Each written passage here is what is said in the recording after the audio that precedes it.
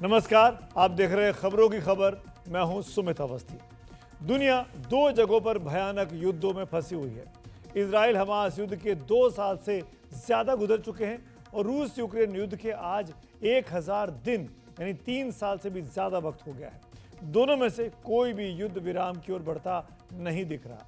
हालांकि अमेरिका के एक फैसले और उसके जवाब में रूस के फैसले से रूस यूक्रेन युद्ध के और भड़कने की आशंकाएं बढ़ गई हैं। रूस यूक्रेन युद्ध के 1000 दिन में यूक्रेन में 13,000 से ज्यादा नागरिकों की मौत हो चुकी है और यूक्रेन के 1 करोड़ से ज्यादा नागरिकों को अपने घर छोड़ने को मजबूर होना पड़ा है। रूस को भी इन हमलों से भारी नुकसान हुआ है। लेकिन बीते 2 दिनों के जो घटनाक्रम हुए हैं रूस के संदर्भ में, यूक्रेन के संदर्भ में, वो इस बात के टेंशन को और बढ़ा रहे हैं, इस तनाव को और बढ़ा रहे हैं कि ये युद्ध और ज़्यादा भड़कने वाला है और अमेरिका इसमें कहीं आग में घी डालने का काम तो नहीं कर रहा है। रूस ने दरअसल ऐलान किया है कि उसके और उसके सहयोगी बेलारूस के खिलाफ अगर किसी गैर परमाणु शक्ति देश की मदद किसी परमाणु संपन्न शक्ति देश ने की तो रूस के पास परमाणु हथियारों के इस्तेमाल का अधिकार सुरक्षित है।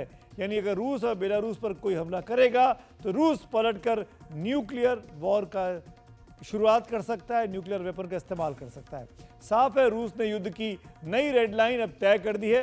दरअसल रूस को भड़काने के पीछे बाइडेन सरकार का वो फैसला है जिसमें यूक्रेन को यह अधिकार दिया गया कि वो रूस के खिलाफ अमेरिका की लंबी दूरी की मिसाइलों का इस्तेमाल कर सकता है।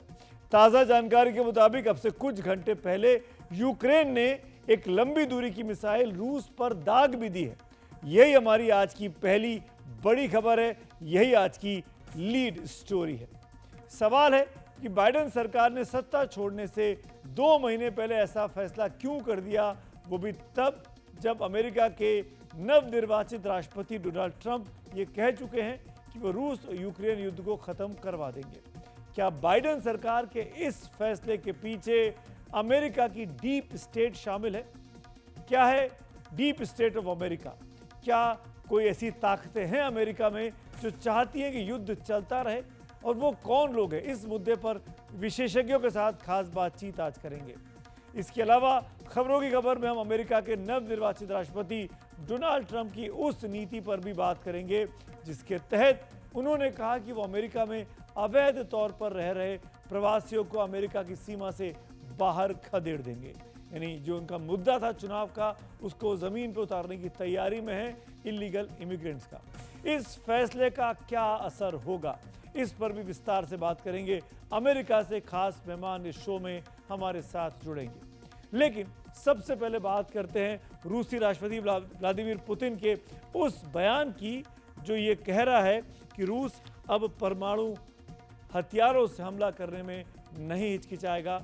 रूस ने अपनी न्यूक्लियर डॉक्ट्रिन को अपडेट कर लिया है। अमेरिका द्वारा यूक्रेन को लंबी दूरी की मिसाइल के इस्तेमाल की इजाजत के दूसरे ही दिन रूस ने अपने न्यूक्लियर हथियारों का डर न सिर्फ पश्चिमी देशों को दिखा दिया बल्कि पूरी दुनिया को दहशत में डाल दिया है। वो कैसे, यह आपको आगे हम विस्तार से बताने वाले हैं। दुनिया में सबसे पहले जान लीजिए कि सबसे अधिक परमाणु हथियार रूस के पास है, जो यूक्रेन के साथ युद्ध में इस वक्त उलझा हुआ है और यूक्रेन की मदद लगभग पूरा पश्चिमी मुल्क कर रहे हैं। रूस ने साफ कर दिया कि अगर किसी गैर परमाणु शक्ति देश ने किसी परमाणु शक्ति संपन्न देश की मदद से रूस या उसके सहयोगी बेलारूस पर पारंपरिक हथियारों से भी हमला किया तो इसे साझा हमला माना जाएगा। ऐसे में रूस परमाणु हथियारों के पहले इस्तेमाल करने से नहीं हिचकिचाएगा। उसके पास फर्स्ट यूज का यह अधिकार सुरक्षित है। यानी अगर आप कन्वेंशनल वॉर करेंगे तो भी रूस माफ करिएगा वो न्यूक्लियर वेपन इस्तेमाल कर सकता है। रूस के राष्ट्रपति के प्रवक्ता दमित्री पेस्कोव ने पत्रकारों को आज ये जानकारी दी है। पेस्कोव ने साथ ही ये कहा कि रूस ने परमाणु हथियारों को हमेशा युद्ध से दूर रहने के एक तरीके की तरह देखा है, लेकिन अगर रूस को मजबूर किया गया तो इनका इस्तेमाल करने से वो पीछे नहीं हटने वाला है। साफ है रूस का यह रवैया यूक्रेन और उसके सहयोगी पश्चिमी देशों यानी अमेरिका, ब्रिटेन, फ्रांस आदि को ये साफ चेतावनी है। स्पष्ट है कि ये देश यूक्रेन के खिलाफ अत्याधुनिक हथियारों के इस्तेमाल के खतरे को पहचान लें। वैसे रूस ने इस साल सितंबर के महीने में ही अपने न्यूक्लियर डॉक्ट्रिन में बदलाव का प्रस्ताव रखा था, जिस पर अब रूसी राष्ट्रपति व्लादिमीर पुतिन ने मुहर लगा दी है। रूस का ताज़ा आक्रामक रुख बीती रात यूक्रेन द्वारा हमले में लंबी दूरी की मिसाइलों के इस्तेमाल के बाद आया। यही है वो लंबी दूरी की आर्मी टेक्टिकल मिसाइल सिस्टम यानी एटैकम्स, जिनके इस्तेमाल की इजाज़त अमेरिका के राष्ट्रपति जो बाइडेन ने रविवार को यूक्रेन को दे दी थी। यूक्रेन ने भी देरी नहीं की और एक दिन बाद ही यूक्रेन ने रूस के ब्रयांस्क इलाके में 6 एटकम्स मिसाइलों का इस्तेमाल किया। रूस के रक्षा मंत्रालय के मुताबिक इनमें से 5 मिसाइलों को मार गिराया गया और 1 मिसाइल को नुकसान पहुंचाया गया, जो रूस के एक फौजी ठिकाने में गिरी, जिससे आग लग गई और कुछ नुकसान हुआ।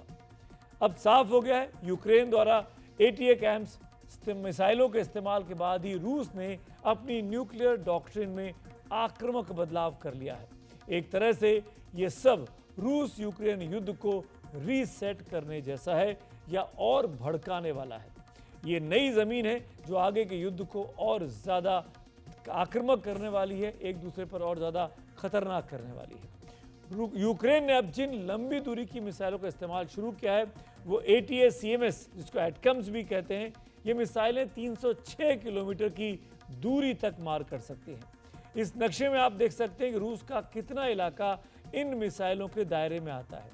यूक्रेन लंबी दूरी की इन मिसाइलों का इस्तेमाल रूस के फौजी ठिकानों और हथियारों के डिपो को नुकसान पहुंचाने और सप्लाई लाइन को काटने के लिए कर सकता है।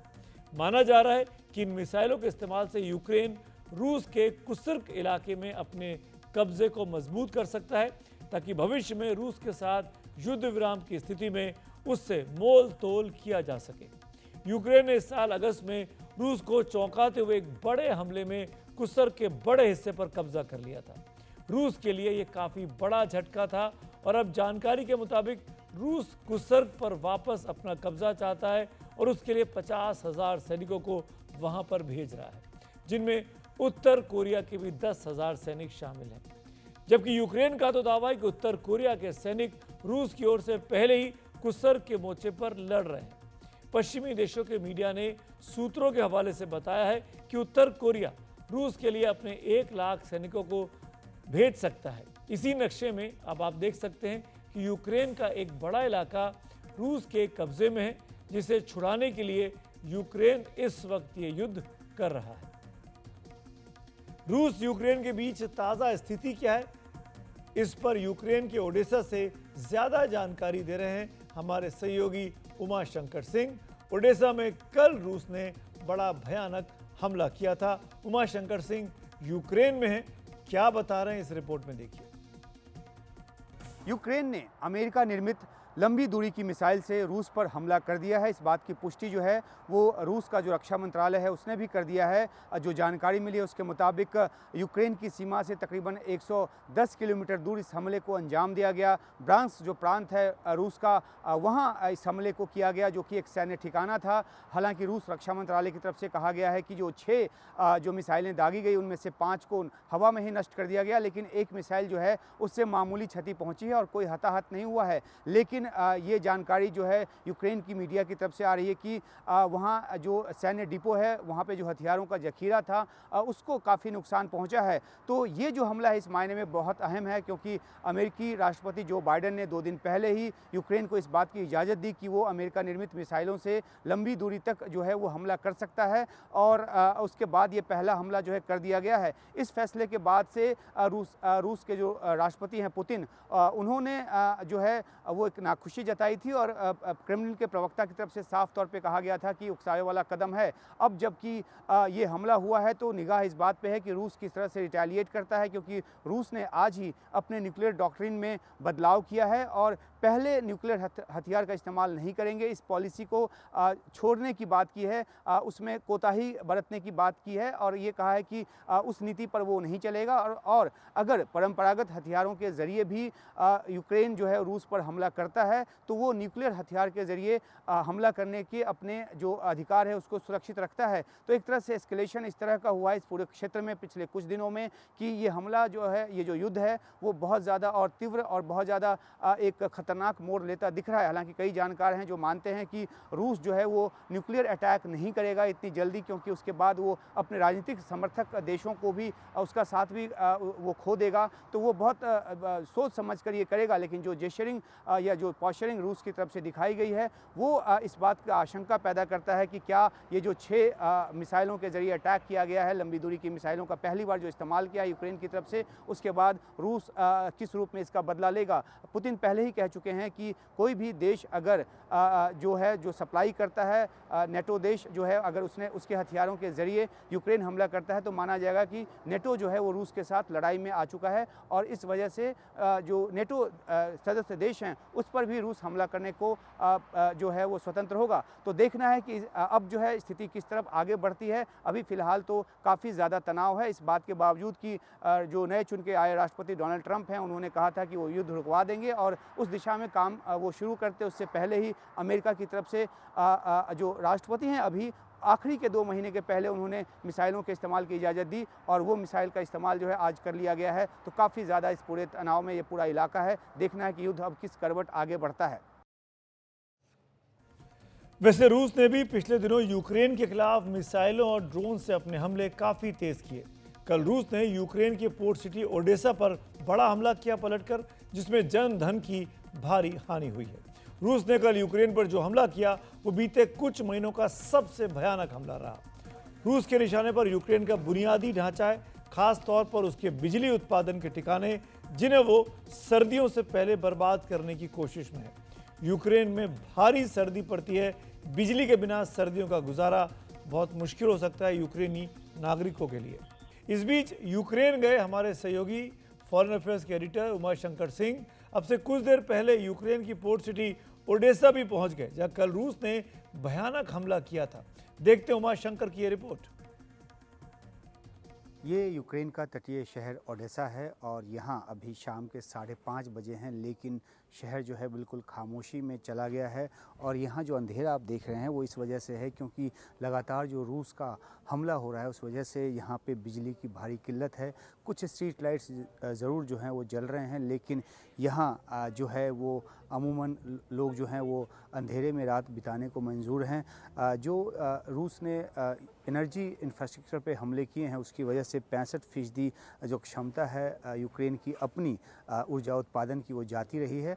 और यही वजह है कि ओडेसा जैसा शहर जो कि ख़ास निशाने पर रहा है, यहाँ इस शहर में मैं 2022 अप्रैल में भी आया था और उस समय भी ख़तरा था, और आज तो ख़तरा और ज़्यादा है क्योंकि कल ही यहाँ पर जो है यानी कि सोमवार को यहाँ पे बड़ा हमला हुआ जिसमें 12 लोगों की जान गई, 40 से ज़्यादा घायल हुए। और अब जो है ख़तरे का अंदेशा और ज़्यादा बढ़ रहा है। ये शहर ख़ास निशाने पर इसलिए रहा है रूस के क्योंकि ये एक पोर्ट सिटी है, यहाँ पर पोर्ट पे कब्ज़ा करने की रूस की कोशिश रही है ताकि आर्थिक तौर पे और जो एक पंगु यूक्रेन को वो किया जा सके। लेकिन यूक्रेन जो है अपने शहर को बचाने में कामयाब रहा है। यहाँ से थोड़ी दूरी पर मिकोलाइव है जहाँ की हमले जो हैं वो भी वहाँ भी लगातार बड़ी तादाद में हमले होते रहे हैं। तो ये शहर जो है अभी अंधेरे में डूबा हुआ है। और जब यूक्रेन ने एक अटैक किया है रूस पर जिसमें कि उसने लंबी दूरी के मिसाइलों का इस्तेमाल किया है, तो उसके बाद जो रूस की तरफ से जवाबी कार्रवाई का जो अंदेशा है वो सबसे ज़्यादा इस शहर पर है। तो ओडेसा शहर को आप ये कह सकते हैं कि यूक्रेन का सबसे ज़्यादा ख़तरनाक जो ये अभी शहर बन चुका है रूस के हमलों के मद्देनज़र। और यहाँ लगातार जो है हमलों का सिलसिला चल रहा है। तो यहाँ जो पोर्ट है उसको क्या नुकसान पहुँचा है हमलों में और किस तरह से जो ये शहर जी रहा है, इसकी रिपोर्ट हम आगे भी आपके पास लेकर आते रहेंगे। फ़िलहाल ओडेसा से Umashankar Singh, NDTV India. Ukraine के खिलाफ युद्ध शुरू होने से पहले भी रूस ने अपनी न्यूक्लियर डॉक्ट्रिन में बदलाव किया था और कहा था कि अगर उसके अस्तित्व को खतरा हुआ तो वह परमाणु हथियारों के इस्तेमाल का अधिकार सुरक्षित रखता है। इसके बावजूद यूक्रेन को पश्चिमी देशों की ओर से लगातार हथियारों की मदद दी गई। रूस यूक्रेन को F-16 लड़ाकू विमानों और पैट्रियट एयर डिफेंस सिस्टम दिए जाने के खतरे को लेकर पहले ही चेतावनी भी दे चुका है और पश्चिमी देशों के टैंक यूक्रेन को दिए जाने से काफ़ी रूस नाराज भी है। अब तो यूक्रेन ने अमेरिका के ATACMS मिसाइल का भी इस्तेमाल शुरू कर दिया है, जिन्हें इस साल की शुरुआत में गोपनीय तरीके से यूक्रेन में तैनात कर दिया गया था। अभी तक बाइडेन प्रशासन इस आशंका से उनके इस्तेमाल से पीछे हट रहा था कि इससे रूस यूक्रेन युद्ध और ज्यादा भड़क जाएगा, जो तीसरे विश्व युद्ध की वजह बन सकता है। सवाल यह कि सत्ता छोड़ने से 2 महीने पहले चुनावों में करारी शिकस्त मिलने के बाद ही जो बाइडेन ने अमेरिका की नीति में ये बड़ा बदलाव क्यों कर दिया और ATACMS जो मिसाइल हैं उसकी इजाज़त यूक्रेन को इस्तेमाल करने की क्यों दे दी।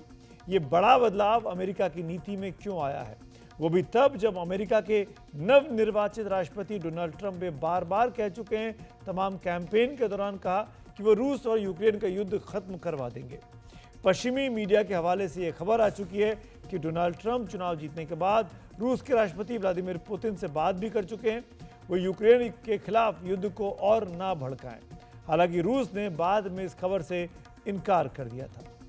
जो बाइडेन के फैसले के बाद डोनाल्ड ट्रंप की ओर से तो कोई बयान नहीं आया, लेकिन उनके बेटे डोनाल्ड ट्रंप जूनियर ने इस फैसले पर सख्त नाराजगी जताई। डोनाल्ड ट्रंप जूनियर ने सोशल मीडिया पर लिखा कि लगता है कि फौजी औद्योगिक कॉम्प्लेक्स ये निश्चित करना चाहता है कि मेरे पिता को शांति स्थापित करने और जिंदगियों को बचाने का मौका देने से पहले तीसरा विश्व युद्ध शुरू हो जाए। सवाल यह है कि जब ट्रंप युद्ध खत्म करवाने की बात कर रहे हैं तो जो बाइडेन की ओर से ऐसा आदेश क्यों आया जो युद्ध को और भड़का रहा है? क्या इसके पीछे अमेरिका की कोई छुपी ताकतें हैं? क्या अमेरिका का डीप स्टेट है जो हर हाल में इस युद्ध को नतीजों को अपने हिसाब से तय करना चाहता है? इस सब पर सिलसिलेवार तरीके से बात करेंगे। 2 खास मेहमान मेरे साथ हैं, सामरिक मामलों के जानकार ब्रह्मचलानी जी और पूर्व राजनयिक अनिल त्रिगुणायत जी। आप दोनों का बहुत बहुत स्वागत है। ब्रह्मा सर, कल जब हम आपसे बात कर रहे थे तो डीप स्टेट का एंगल आपने समझाया, आपने बताया कि अमेरिका का जो डीप स्टेट है वो नहीं चाहता कि ये लड़ाई रुके, ये लड़ाई चलनी चाहिए। जो बाइडेन तो छुट्टियां मना रहे हैं। डीप स्टेट, 2 बेसिक क्वेश्चन दर्शकों की सुविधा के लिए। डीप स्टेट क्या है और डीप स्टेट में कौन लोग होते हैं? अमेरिकन डीप स्टेट में इंटेलिजेंस एजेंसी सबसे इम्पोर्टेंट है। उसके अलावा स्टेट डिपार्टमेंट है जो फॉरेन मिनिस्ट्री है अमेरिका की। जब ट्रम्प प्रेसिडेंट थे 2017 से लेके, उस समय उन्होंने कहा था कि स्टेट डिपार्टमेंट का असली नाम है डीप स्टेट डिपार्टमेंट। तो ये शब्द, ये जो टर्म है डीप स्टेट, ये ट्रम्प ने पॉपुलराइज किया था और उसके खिलाफ भी, उसके प्रेसिडेंसी के खिलाफ भी डीप स्टेट लगा हुआ था। ये रशिया कल्यूशन का जो होक्स था और जिसके बजाय एक इम्पीचमेंट भी हुआ, उसके पीछे डीप स्टेट था। तो डीप स्टेट में FBI भी है, CIA भी है, जितने भी बाकी इंटेलिजेंस एजेंसीज हैं और स्टेट डिपार्टमेंट, ये डीप स्टेट के सबसे इम्पोर्टेंट मेंबर्स हैं। सर, ये लोग क्या जो फॉरेन पॉलिसी के लोग हैं बेसिकली, क्या ये अमेरिकन प्रेसिडेंट के अगेंस्ट चलते हैं? अगर अमेरिकन फॉरेन पॉलिसी ये डिसाइड की जा रही है न्यू रिजीम के द्वारा कि हम इस वॉर को रुकवाएंगे और ये उसके अगेंस्ट में काम कर रहे हैं, क्या आपको लगता है कि जानबूझ के कॉन्स्पिरेसी है नई रिपब्लिकन गवर्नमेंट के अगेंस्ट में? ये आप देखिए कि जब ट्रम्प प्रेसिडेंट थे फर्स्ट टर्म में, तो उनके जो टेलीफोनिक कन्वर्सेशन थे कुछ फॉरेन लीडर्स के साथ, वो प्रेस को लीक किए गए। किसने लीक किए? इसके पीछे स्टेट डिपार्टमेंट हो सकता है, मगर जो डीप स्टेट के लोग थे वो तो पक्का इस लीक्स के पीछे थे। तो ट्रम्प की फॉरेन पॉलिसी को अंडरमाइन करने की कोशिश की गई और ये डीप स्टेट को लोग, स्पेशली स्टेट डिपार्टमेंट, भारत के खिलाफ रहे हैं, क्योंकि ये जो परमानेंट ब्यूरोक्रेसी है स्टेट डिपार्टमेंट में, हमेशा पाकिस्तान के साथ, चीन के साथ और भारत के खिलाफ रही है। अभी कुछ चीन की तरफ उनका एटीट्यूड बदला है, मगर जो पुरानी कोल्ड वॉर मेंटालिटी है भारत की तरफ, वो चेंज नहीं हुई है अभी भी स्टेट डिपार्टमेंट में। ओके अनिल सर, आपको लेके आना चाहूँगा इस चर्चा में। ये समझना चाहता हूँ मैं आपसे कि डीप स्टेट जो बात सामरिक मामलों की जानकार चलानी साहब कह रहे हैं, इनकी पहली बात तो ये कि इनकी बातों से आप कितना इत्तेफाक रखते हैं, और दूसरी बात ये कि कितना खतरनाक गेम खेलता है ये डीप स्टेट। देखिए, बिल्कुल शलानी साहब ने एकदम सही बताया कि डीप स्टेट जो है वो एक बड़ा ब्रॉड स्पेक्ट्रम का एक ग्रुप होता है जिसकी अपनी एक आइडियोलॉजी है। बेसिकली ये है कि किसी भी तरह से जो वो समझते हैं कि रशिया जैसे उनके लिए एक जियो स्ट्रेटेजिक चैलेंज है, जियोपॉलिटिकल चैलेंज है, तो उसको कैसे काउंटर किया जाए। और ये सिर्फ यहाँ ही नहीं है, ये हर एक मुल्क के अंदर होता है, लेकिन यूएसए चूंकि सबसे बड़ी ताकत है तो उनका वो सबसे अहम हिस्सा माना जाता है। तो प्रेसिडेंट आते रहते हैं, जाते रहते हैं, स्टेटमेंट देते हैं, कुछ चीजें करते हैं, कुछ नहीं करते हैं, अपने अपने लोगों को लाते हैं, लेकिन एक डीप स्टेट की एक कंटिन्यूअस पॉलिसी रहती है। और वो पॉलिसी ये है कि किसी भी तरह से ओवर पावर करके, और वो पॉलिसी जो है डायरेक्ट होती है वहाँ के लॉबी सिस्टम से यूएसए में। फॉर एग्जांपल जो वहाँ की मिलिट्री इंडस्ट्रियल कॉम्प्लेक्स है वो पूरी तरह से उसको कंट्रोल करती है। जैसे वहाँ के फाइनेंशियल है वो सारे उनके अलग अलग है, लॉबीज हैं जो एक स्पेशल वो करती है। तो उसमें पेंटागन है, स्टेट डिपार्टमेंट है, सीआईए, एफबीआई जैसा उन्होंने बताया, और भी एजेंसीज हैं, एनआईए वगैरह।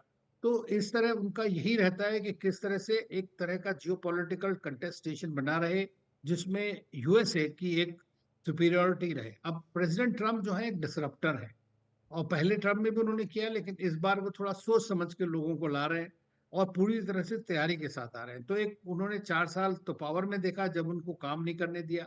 जैसा आपको पता है कि उन्होंने कोशिश की थी कि रशिया और यूएसए के संबंध थोड़े ठीक हो जाएं, तो वो चीज डीप स्टेट नहीं चाहता था। और ये सोच लें कि रशिया में भी एक डीप स्टेट होता है, उसका नाम है सिलोविकी। वो भी वहाँ का जो सिक्योरिटी एस्टेब्लिशमेंट है उसका है, लेकिन वहां पर सिक्योरिटी एस्टेब्लिशमेंट का ज्यादातर कंट्रोल वो है प्रेसिडेंट पुतिन के पास में, वो चीज यहाँ पर नहीं है। तो इसलिए जो है वो बड़ा समस्या आती है इन चीजों के बीच में। प्रेसिडेंट जो भी लीडर है उनको अपनी चीजों को एक्चुअली डालने के लिए। अब हमने देखा कि प्रेसिडेंट ट्रम्प ने थ्रू आउट ये कहा कि मैं 24 घंटे के अंदर जी। वॉर बंद करा दूंगा। अब प्रेसिडेंट बाइडेन और उनका जो एडमिनिस्ट्रेशन है और जो डीप स्टेट है, उन्होंने ये कहा कि यूक्रेन का वॉर चलते रहना चाहिए ताकि उनकी मिलिट्री इंडस्ट्रियल कॉम्प्लेक्स, एक जी। ऐसी एक ही कंट्री है जो फायदा उठा रहा है इसका पूरा, जी। और वो है अमेरिका इस वॉर का। अनिल सर, एक और रिएक्शन लेना चाहूँगा मैं आपसे। ये जो अपनी न्यूक्लियर डॉक्ट्रिन को जो चेंज किया है पुतिन साहब ने, और कहा है कि हम जो रिस्ट्रिक्शन लगा रखी थी कि हम पहला यूज़ नहीं करेंगे, अब हम नहीं मानेंगे, अगर हम पे हथियार चला चाहे वो कन्वेंशनल वॉर ही क्यों ना हो, हम न्यूक्लियर वेपन का इस्तेमाल करेंगे।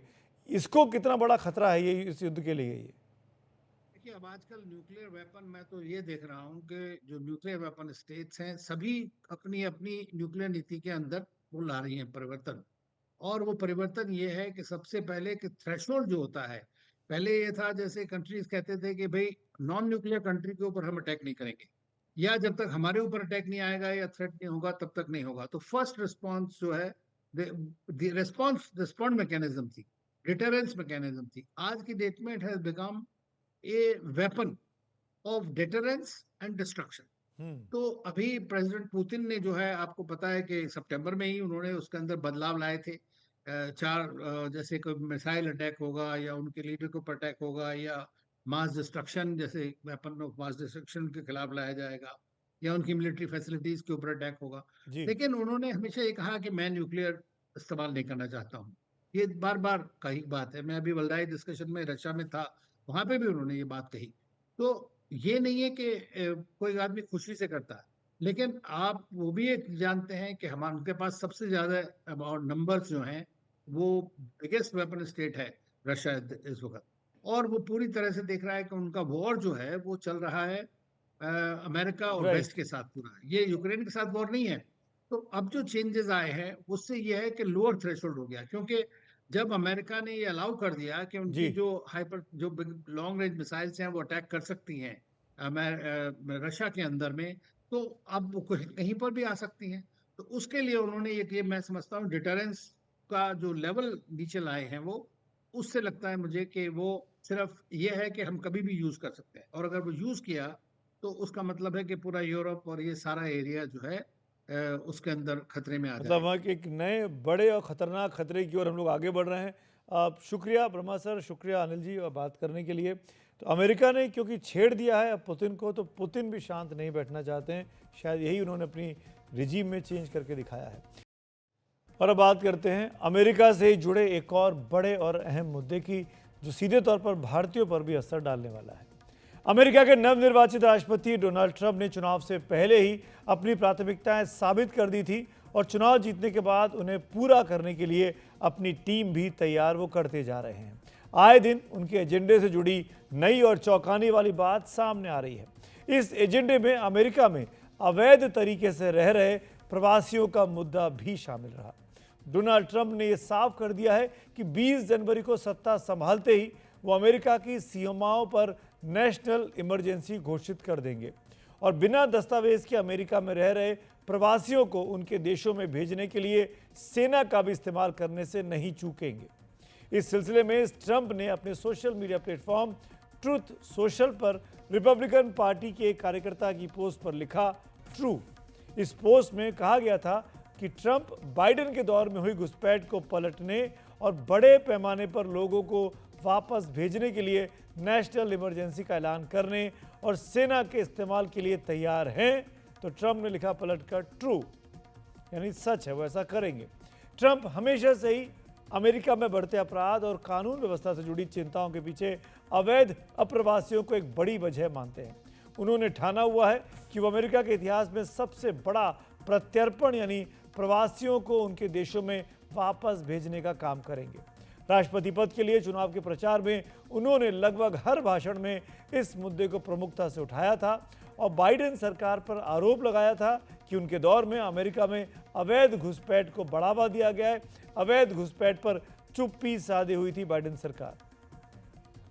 Under the Trump administration, we will end this migrant invasion and we will deport every last criminal alien targeting our daughters and our children, our families, other people's families. They're going to be gone. They're going to be gone fast. Immediately upon taking the oath of office, I will launch the largest deportation program in American history. Trump साफ तौर पर मानते रहे कि Joe Biden की नीतियों की वजह से अमेरिका में अवैध अप्रवासियों की तादाद काफ़ी ज़्यादा बढ़ी है। ट्रंप पहले कह चुके हैं कि इसके लिए वो एलियन एनिमीज एक्ट का इस्तेमाल करेंगे। ये 200 साल से ज़्यादा पुराना 1798 का एक कानून है जो अमेरिका के राष्ट्रपति को ये शक्ति देता है कि वो उन गैर नागरिकों को वापस भेजे जिनके देश अमेरिका के साथ युद्ध में लिप्त हों। हालांकि यहाँ ट्रंप उन सभी देशों के लोगों को वापस भेजने की तैयारी कर रहे हैं जो गैर कानूनी तौर पर अमेरिका में रह रहे हैं। कई जानकार मानते हैं कि ये कानून अब पुराना पड़ चुका है। ट्रंप ने इसके लिए टॉम होमन को चुना है। उन्होंने उनको सीमा सुरक्षा का प्रमुख बनाया है। टॉम होमन अमेरिका के पूर्व इमिग्रेशन एंड कस्टम इन्फोर्समेंट के चीफ रह चुके हैं। अमेरिका के डिपार्टमेंट ऑफ होमलैंड सिक्योरिटी के मुताबिक अमेरिका में 1 करोड़ 10 लाख ऐसे प्रवासी हैं जिनके पास वहां रहने के लिए वैध दस्तावेज नहीं है, यानी अवैध अप्रवासी हैं। ट्रंप की योजना से करीब 2 करोड़ परिवारों पर सीधे तौर पर असर पड़ने की संभावना है। आंकड़ों के मुताबिक अमेरिका में रह रहे हर 4 प्रवासियों में से 1 अवैध तौर पर रहता है। अमेरिका के सीमा सुरक्षा प्रमुख टॉम होमन के मुताबिक सबसे पहले उन 4.25 लाख अवैध अप्रवासियों को वापस भेजा जाएगा जिनके आपराधिक रिकॉर्ड है। जुलाई के महीने में रिपब्लिकन नेशनल कन्वेंशन में टॉम होमन ने कहा था कि जिन लाखों अवैध प्रवासियों को बाइडेन ने हमारे देश में छोड़ा है उनके लिए मेरे पास एक संदेश है कि वो अपनी पैकिंग शुरू कर लें। टॉम होमन का आरोप है कि बॉर्डर पर अवैध घुसपैठ रोकने का जिम्मा संभालने वाले अधिकारी अपना काम करने की बजाय ट्रैवल एजेंट्स की तरह काम कर रहे हैं जो अवैध प्रवासियों के लिए हवाई टिकट, होटल का इंतजाम और स्वास्थ्य सुविधा के इंतजाम करवाते हैं, जबकि अमेरिका की एक बड़ी जनता इस सब के लिए चुनौती का लगातार सामना कर रही है। ट्रंप ने अपने पहले कार्यकाल के दौरान 2019 में भी अपने एक आदेश से अमेरिका की दक्षिणी सीमा पर नेशनल इमरजेंसी घोषित की थी। इस आदेश ने अमेरिकी संसद कांग्रेस को बाईपास कर दिया था जब कांग्रेस ने ट्रंप की बॉर्डर वॉल बनाने की योजना को पास करने से इनकार कर दिया था। अमेरिका में अवैध अप्रवासियों की बात करें तो प्यू रिसर्च सेंटर की 2003 की रिपोर्ट के मुताबिक अमेरिका में सबसे ज़्यादा 41 लाख अवैध अप्रवासी मैक्सिको के हैं। उसके बाद अल सल्वाडोर के 8 लाख और फिर भारत का नंबर आता है। 7.25 लाख अवैध अप्रवासी भारतीय अमेरिका में रह रहे हैं। साफ है ट्रंप के फैसले का असर भारत के अवैध अप्रवासियों पर भी पड़ने वाला है। अमेरिका में इस फैसले पर जो कि ट्रंप प्रशासन ने लिया है, उनको चुनाव में बड़ी जीत मिली है, इसीलिए सरकार ये फैसला भी कर रही है। हमारे साथ बात करने के लिए अटॉर्नी आनंद आहूजा हैं, जो कि डोनाल्ड ट्रंप की रिपब्लिकन पार्टी के समर्थक भी हैं। आनंद आहूजा जी, बहुत बहुत शुक्रिया एक बार फिर से मेरे शो में जुड़ने के लिए। दो चीज़ें, पहली चीज़ पहले पूछता हूँ, कैसे देखते हैं इस फैसले का कि नेशनल इमरजेंसी लगा दी जाएगी और सबको वापस लौटाया जाएगा जो अवैध तरीके से रह रहे हैं? समीर जी, मेरे हिसाब से तो ये फैसला बहुत बढ़िया फैसला है, दो वजह से। एक तो ये कि जैसे एक नॉर्मली रहता है, जो कैरियर पॉलिटिशियंस होते हैं वो इलेक्शन के टाइम वादे कुछ करते हैं और उसके बाद वो वादे भूल जाते हैं। ट्रंप ने जो वादे किए इलेक्शन के टाइम में वो उनको पूरा कर रहे हैं। तो सबसे बड़ी बात तो ये है कि एक ट्रेडिशनल पॉलिटिशियन नहीं है जो कमिटमेंट किया, प्रोमिसेस मेड प्रोमिसेस केप्ट वाली पॉलिसी में बिलीव करते हैं। दूसरी चीज, आपने आंकड़े रखे सामने, लेकिन आपने एक चीज को सामने नहीं रखा कि ये जो इलीगल इमिग्रेंट्स यहाँ काम करते हैं ये किन कंडीशंस में काम करते हैं। अगर आप स्टडीज देखें, यूनिवर्सिटी ऑफ कैलिफोर्निया की स्टडी देखिए या और दूसरी स्टडीज देखिए, तो उसमें आपको पता लगेगा ज़्यादातर जो इलीगल माइग्रेंट्स हैं यहाँ पे वो फॉर्म्स पे काम करते हैं। उन स्टडीज़ के हिसाब से अगर आप देखें तो एक जो वर्कर यहाँ इलीगल इमिग्रेंट काम करता है वो $1 या $2 पर आवर के हिसाब से काम करता है, जबकि जो फेडरल मिनिमम वेजेस हैं वो $15 हैं। उसके अलावा वो फॉर्म पे काम करता है 20 से 22 घंटे। 15-20 जो हैं इलीगल इमिग्रेंट्स एक छोटे से कमरे में रहते हैं जिसमें कोई टॉयलेट नहीं है, कोई नहाने की जगह नहीं है। यहाँ तक कि स्टडीज कहती हैं कि ज़्यादातर फॉरेन वर्कर्स जो हैं उनको रात को चेन से बांध के काम कराया जाता है और रात को उनको जो है जब सोने जाते हैं, ये 2-3 घंटे जो भी उनको मिलते हैं आराम के, तो वहाँ पे आर्म गनमैन रहते हैं ताकि वो फॉरेन वर्कर्स जी। जो हैं इमिग्रेंट इलीगल इमिग्रेंट वो भाग ना जाएं। तो इन कंडीशंस के अंदर ये लोग काम करते हैं। अगर आप देखें 13 अमेंडमेंट ने स्लेवरी को अबॉलिश कर दिया था, और अगर आप लैंग्वेज देखें 13 अमेंडमेंट की तो वो कहती है कि neither slavery nor involuntary servitude shall be permitted. जी। तो स्लेवरी तो खत्म कर दी, लेकिन इनवॉलंटरी सर्विट्यूट अभी भी रहता है। आप कभी यहाँ आके देखिए, यहाँ तक कि जो हमारे स्टूडेंट्स भी आते हैं यहाँ पे, वो गैस स्टेशन पे काम करते हैं, बर्फ पड़ रही है, आनंद किन जी, कंडीशन के अंदर काम आपकी करते बात मैं हैं। समझ रहा तो हूँ। आप जो एट्रोसिटीज़ होती हैं उस बारे में बताना चाह रहे हैं, लेकिन मैं स्पेसिफिकली, समय का कंस्ट्रेंट है, मैं उस सवाल पे आना चाहता हूँ। अगर ये फैसला लागू हुआ तो 7.25 लाख जी। भारतीय भी हैं, उनको भी वापस लौटा देंगे ट्रंप। आप समझ रहे हैं ना कि ये भारत में कितना बड़ा क्योस होगा?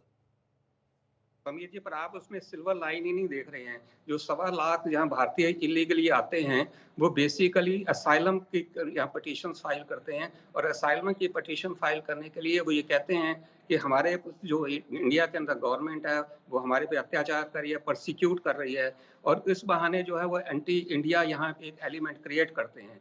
तो एक तीर से दो निशाने यहाँ शिकार हो रहे हैं। एक तो डोनाल्ड ट्रंप जो है ये इलीगल इमिग्रेंट्स की प्रॉब्लम सॉल्व कर रहे हैं, दूसरा जो इंडिया की जो यहाँ पे एंटी इंडिया एक मूवमेंट चली हुई है, चाहे वो खालिस्तान मूवमेंट है या कोई भी मूवमेंट है, उसको भी तो मदद मिल रही है। तो आपको तो इंडिया को तो खुश होना चाहिए कि जो इलीगल इमिग्रेंट्स यहाँ पे एंटी इंडिया की एक पॉलिसी बना पर के इसके लिए तो अपना एक सरकारों के बीच बात होनी पड़ेगी ना। आप वहां से लौटा देंगे, यहाँ सरकार का क्या रुख होने वाला है, इस बारे में कुछ सोचा है? इस बारे में कोई नीति है? कैसा प्रोसेस क्या होगा? ये प्रोसेस तो बहुत सिंपल है। जिस कंट्री में के लोग इलीगली यहाँ आए हुए हैं, ज्यादातर वो ये लोग वो हैं जो अपने कंट्री के अंदर जो है इन्होंने कोई ना कोई क्राइम किया है, कोई ना कोई गलत काम किया है, भाग के आए हैं या झूठे केसेस बनाए हैं यहाँ पे। तो जब ये अपने अपने मुल्कों में वापस भेजे जाएंगे तो वहाँ की गवर्नमेंट ने देखना है, अगर मान लो कोई ऐसा एलिमेंट है, जैसे मैंने एग्जांपल दिया, कोई खालिस्तानी एलिमेंट है मैं और नाम वो ले इंडिया लेता में हूँ, वापस अनमोल भेजा बिश्नोई। उनको, अनमोल बिश्नोई करीब वहां पकड़ा गया, ऐसी खबरें हैं यहाँ पे। उन जैसों का क्या होगा? तो अगर कोई वापस भेजा जाता है तो गवर्नमेंट ऑफ इंडिया ने देखना है कि उसके खिलाफ वहाँ इंडिया में क्या केसेस हैं। उस हिसाब से जो जुडिशियल सिस्टम उस कंट्री का होगा उनको वैसे ही वहाँ ट्रीट किया जाएगा। आपने जिसका नाम लिया, अगर मान लो उसके अगेंस्ट कोई केसेस है वहां पे और गवर्नमेंट ऑफ इंडिया उसको प्रूव कर देती है, इंडिया का जो जुडिशियल पर सिस्टम है उसको प्रूव कर एक लास्ट तो क्वेश्चन उसको और वहां पे अटॉर्नी साहब, एक लास्ट क्वेश्चन और, वक्त का कंस्ट्रेंट है, और वो ये कि ये लोग जो वहां पहुंचे हैं उसमें अमेरिकन ट्रैवल एजेंट, अमेरिकन कंपनियां, उनका भी तो रोल है। उन पर क्या कार्रवाई की? उन्होंने तो बुलाया इन लोगों को वहां, उनकी वजह से वहां पहुंच के वहां काम कर रहे हैं। देखो, इसमें सब गुनाहगार हैं। नंबर 1 जो एक एजेंट हैं, ट्रैवल एजेंट्स हैं, उसमें वो इलीगल इमिग्रेशन में वो पैसा कमाते हैं। इलीगल इमिग्रेशन में जो इमिग्रेशन के अटर्नीज हैं यहाँ पे, वो पैसा कमाते हैं। जो उनको स्पॉन्सर करते हैं, जैसे आपने नाम लिया, कंपनीज जो स्पॉन्सर करती हैं और झूठे केसेस बना के, उनके पेपर्स बना के उनको मदद करते हैं, वो भी इस कॉन्स्पिरेसी के अंदर जिम्मेवार हैं। तो ये एक बहुत बड़ा जो स्कैंडल है, मैं वही उसके कह अंदर रहा जो हूँ बहुत से धोनी साहब, उन पे क्या कार्रवाई करेंगे ये ट्रम्प साहब नहीं बता रहे हैं। जो वो लोग आ गए हैं उनको खदेड़ देंगे, मेरे मन में उनके लिए कोई हमदर्दी नहीं है, पर अपने लोगों पे भी कार्रवाई करनी चाहिए ना, जिन लोगों की वजह से वो वहां पहुंच गए बगैर किसी डॉक्यूमेंट के। उन पे भी तो कार्रवाई हो रही है ना। पहली चीज तो, अगर जब पकड़े जाते हैं इलीगल इमिग्रेंट जो यहाँ काम करते हुए पकड़े जाते हैं, तो जो एम्प्लॉयर्स हैं उनके ऊपर भी फाइन है, उनको ब्लैक लिस्ट भी किया जाता है, और उनको जब वो पकड़े जाते हैं तो उन पे भी कानूनी कार्रवाई होती है। लेकिन सवाल ये है, वो अटॉर्नी साहब माफी की चाहता हूँ, आहूजा जी मैं लौटूंगा आपके पास इस मुद्दे पर, किसी और दिन फुर्सत से बड़े स्तर पर बात करेंगे। लेकिन फिलहाल जो फैसला ट्रम्प साहब ने किया था, अनाउंसमेंट किया था अपने कैंपेन में, उसको वो अमल करते हुए दिखाई दे रहे हैं। 20 जनवरी के बाद जो इलीगल माइग्रेंट्स हैं उनके लिए अमेरिका में आफत आने वाली है। वक्त हो गया एक छोटे से ब्रेक का। ब्रेक के बाद लौटते हैं, कुछ और बड़ी खबरें, बने रहिए मेरे साथ।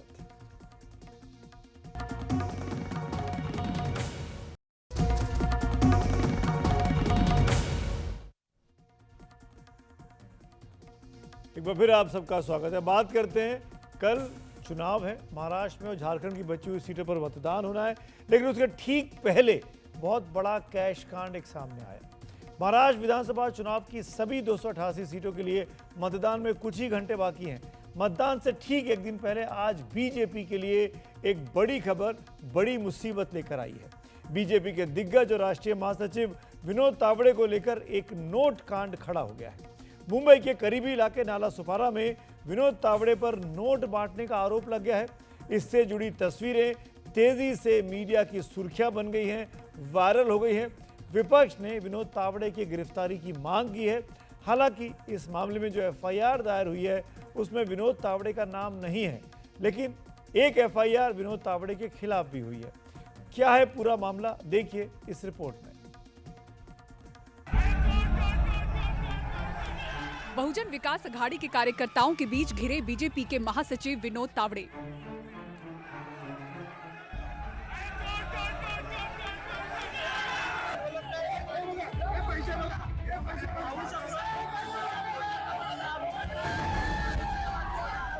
मुंबई से करीब 41 किलोमीटर दूर नाला सुपारा के विवांता होटल से वोटिंग के एक दिन पहले मंगलवार दोपहर आई ये तस्वीरें बड़ी सुर्खियों का कारण बनी।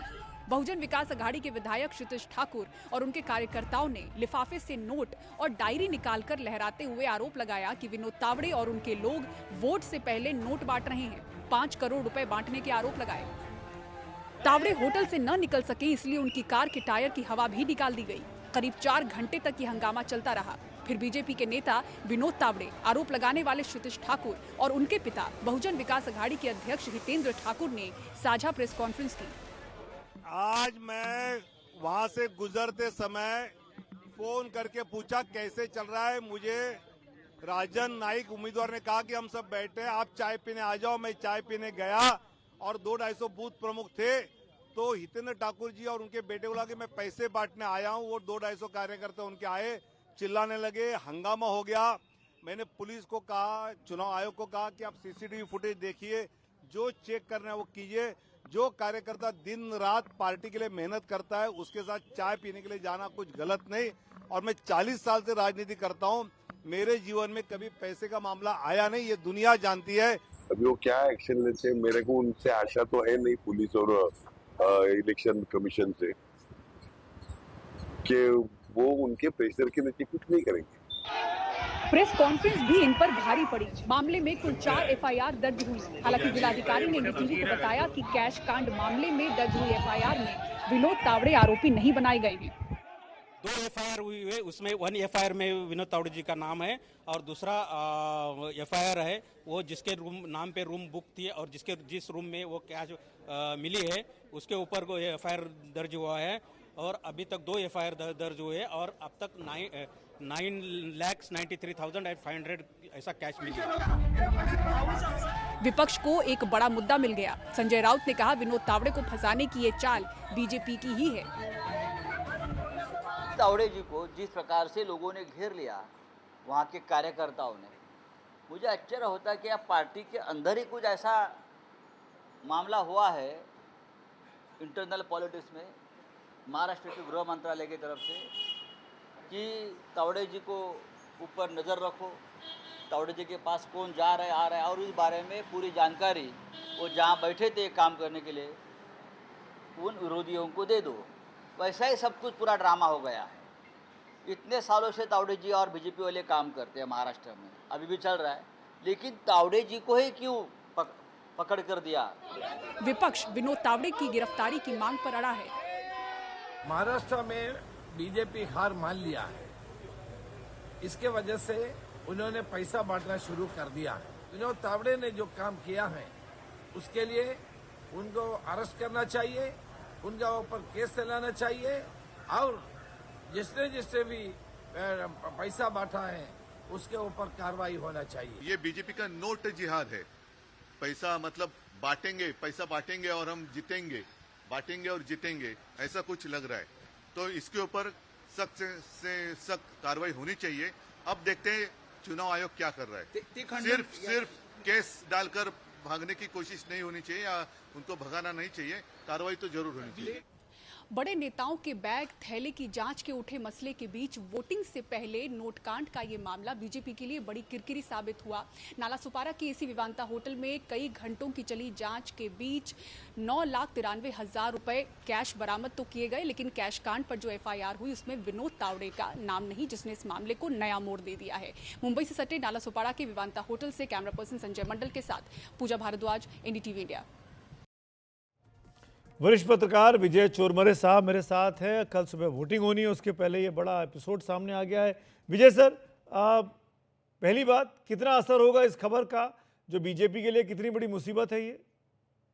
सुमित जी, बीजेपी के लिए बड़ी मुसीबत है ही, क्योंकि मतदान वारा के कुछ घंटे पहले, 15-16 घंटे पहले ऐसी कोई खबर सामने आती है कि बीजेपी का एक बड़ा कद्दावर नेता पैसे बांटने के लिए नाला सोपारा में गया है और वहां पकड़ा गया, उसे लोगों ने घेर लिया है। ये बहुत बड़ी खबर है, मगर देखिए इसके पीछे एक कैसे सारा बीजेपी के अंदरूनी राजनीति का ही ये मामला है, ऐसे महाराष्ट्र के लोग मानते हैं।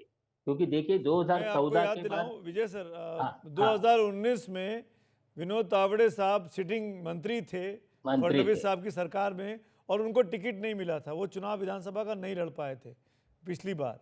फिर वो दिल्ली लाए गए, दिल्ली में उनको पार्टी ने बड़ा कामकाज दे दिया, महासचिव बना दिया, अलग अलग राज्यों की जिम्मेदारी दे दी। अब जब बीजेपी के नए अध्यक्ष का चुनाव होना है, दिल्ली में एक नाम जो चल रहा है वो तावड़े साहब का भी था कि इनको भी बीजेपी का अध्यक्ष बनाया जा सकता है।